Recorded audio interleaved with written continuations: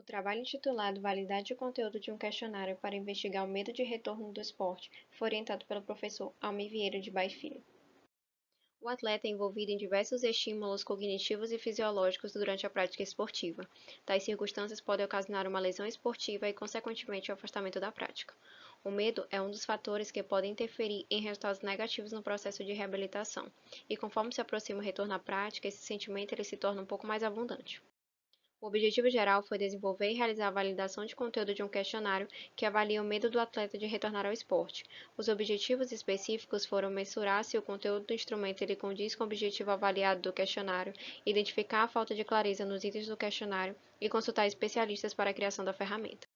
Trata-se de um estudo de validação de questionário realizado de acordo com o COSMIN.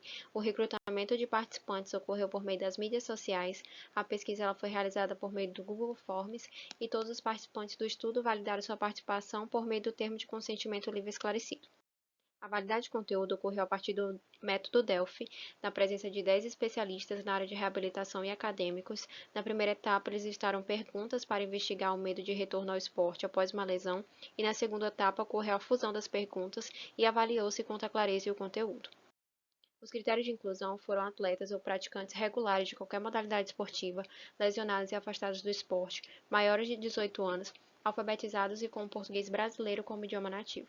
Os critérios de exclusão foram participantes que não desejavam retornar ao esporte, bem como aqueles que apresentavam alguma alteração cognitiva ou no nível de consciência.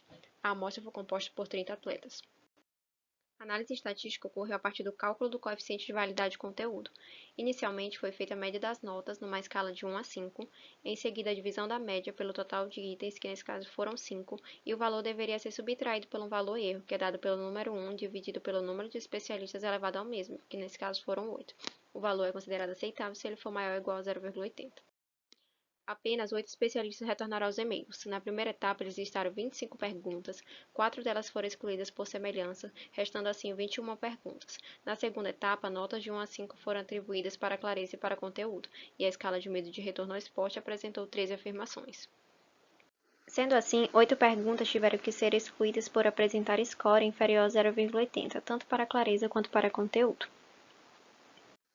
A escala de medo de retorno ao esporte, apresentando 3 afirmações, foi organizada em sentenças para avaliar a frequência de pensamentos que um atleta lesionado ele sente, variando de nunca a sempre. Ele foi aplicado em 30 atletas e apresentou 100% de compreensão. A versão da escala de medo de retorno ao esporte destinada a atletas ou praticantes regulares de modalidades esportivas mensura o medo de retorno e apresenta níveis adequados de compreensão em relação ao público-alvo do questionário. E essas são as minhas referências.